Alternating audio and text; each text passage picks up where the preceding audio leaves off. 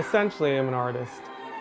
I usually say I'm a director, but I'm really just multidisciplinary.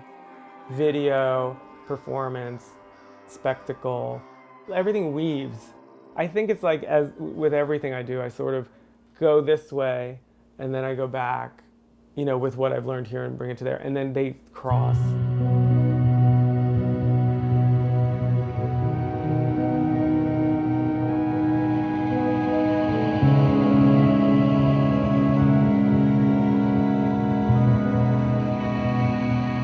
But I started as a painter, really. Whatever it is I do, I look in light and shape.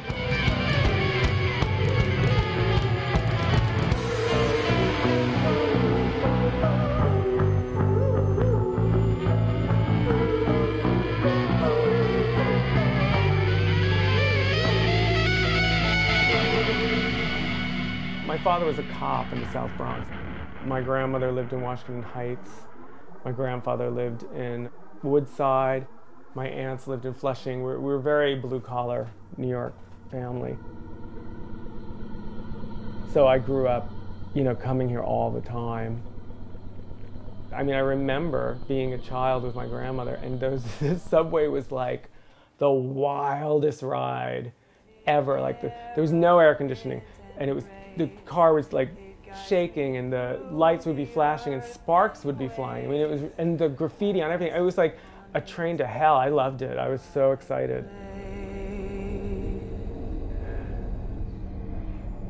Is that what you're after? When I was a teen, those years were really rough for me. So I was lucky enough to not have to go very far to get here, because there's so many kids who are so far away who know they need to get here, and if they can just hang on, they get here. But I was lucky because I was here. Hi, beautiful! I loved nightlife. I thought it was really the best place to try something and hone ideas. And when I discovered Jackie 60 is when it all really changed, because that was everything. You know, they were so art-driven. I'd been to so many clubs over so many years, and they were great, but this one was so speaking my language, you know. From there, I just got involved with them, and the rest is sort of history.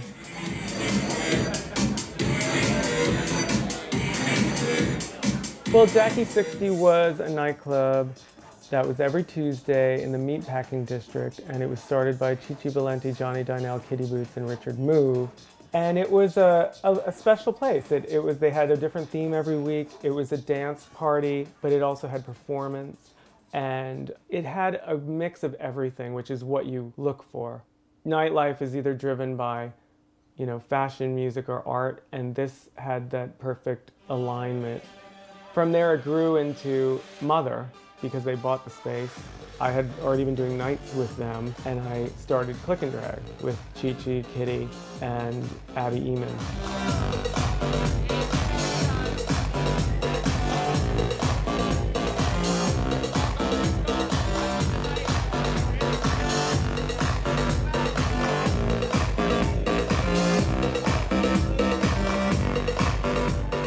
And that's where I started doing all of my, you know, video installations, projections, and just saw a lot.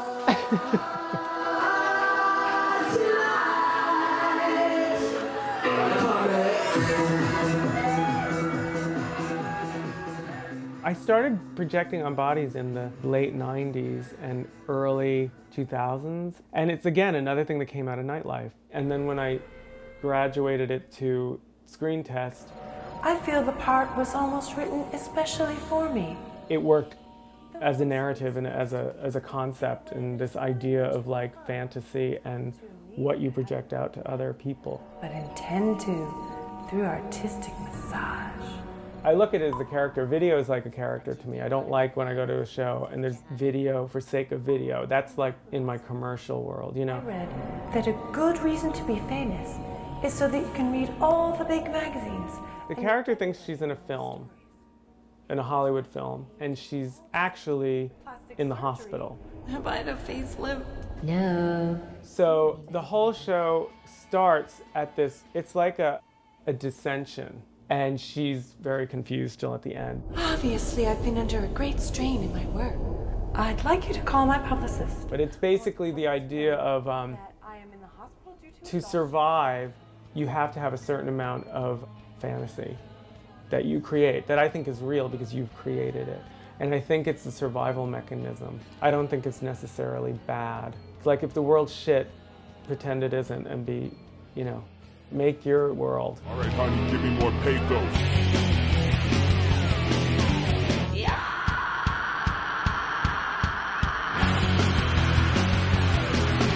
And the frustration of like, I mean, the undercurrent of that whole show was war and nuclear fallout and all this stuff. But I took the 50s, like that whole idea of like fear of the bomb, and brought it to the time when it was like, you know, the fear of terrorism, that whole fear culture that was happening and that everyone was so sucked into, and it was like madness, really. And 2 wars, I mean, the whole thing was so, it still freaks me out. I mean, we're still there, but it's still like, what was that? So in a way, I was creating my own world during that time to make that show.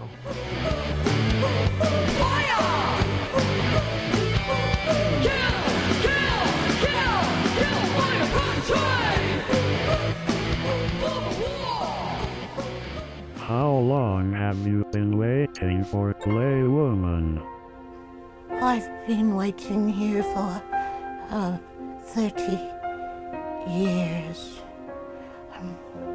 I light a candle every 72 minutes. I can't forget to light the candle because if I do, I'll lose the link with Clay Woman and she will never come. Clay Woman was the project after Screen Test. Michael Cavadias, who was Lily of the Valley, made this character up back then, like in the late, 90s. It is humbling to see you here tonight. So basically we got together and I said, I will direct it and we'll make this thing together. So we set out to make this mockumentary about Clay Woman.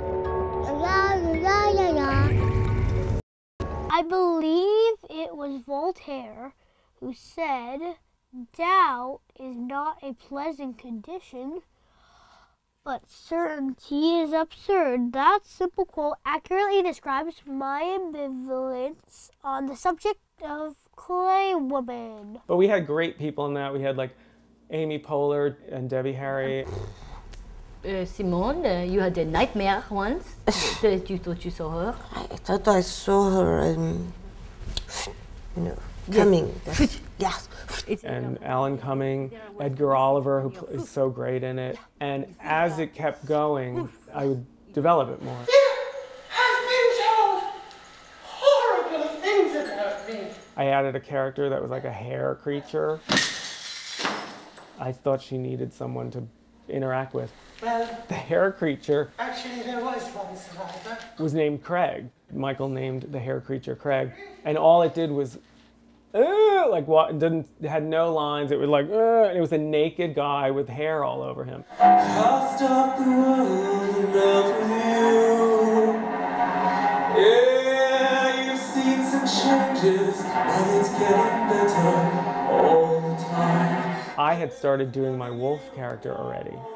Like I can work on simultaneous things and they feed each other. I'll stop the world and I'll live with you. The wolf is one of those ones that was in me for years. It was sort of like one of those squelched or squashed little dreams.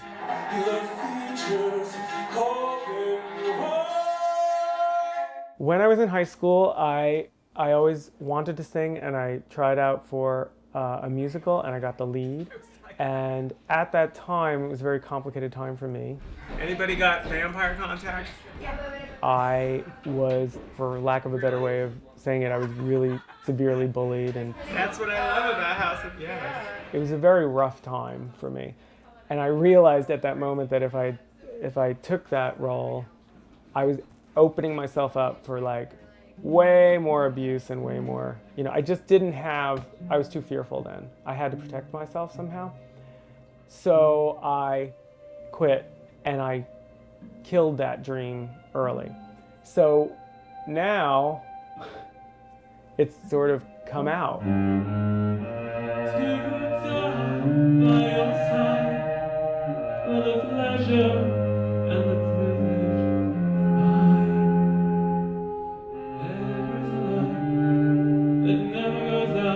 It's a representation of all of that time encapsulated in this character, and it's why the songs are all from that era.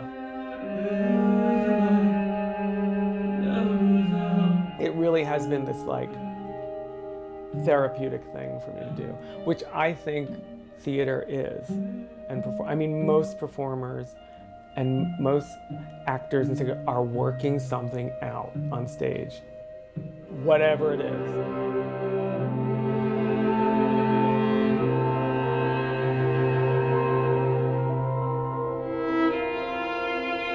When I perform, it's like really a personal thing, and that's one feeling. When I'm directing, I have that feeling of satisfaction of like guiding and making it happen and giving them the tools or the right space to bring it up a level. I love watching that.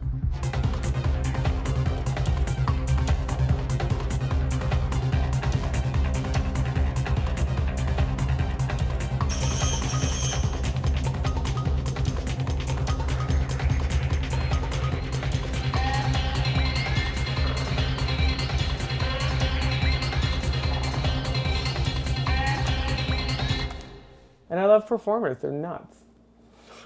They're all fucking crazy, and me included. And it's just, you know, nobody knows why we're on this like spinning ball of fire in the belly. You know, like nobody knows why we're here. I don't care what religion you are, you don't know why we're here. So I just want to play, you know, in the meantime and make these things and try to figure it out, even though I know I'm never going to.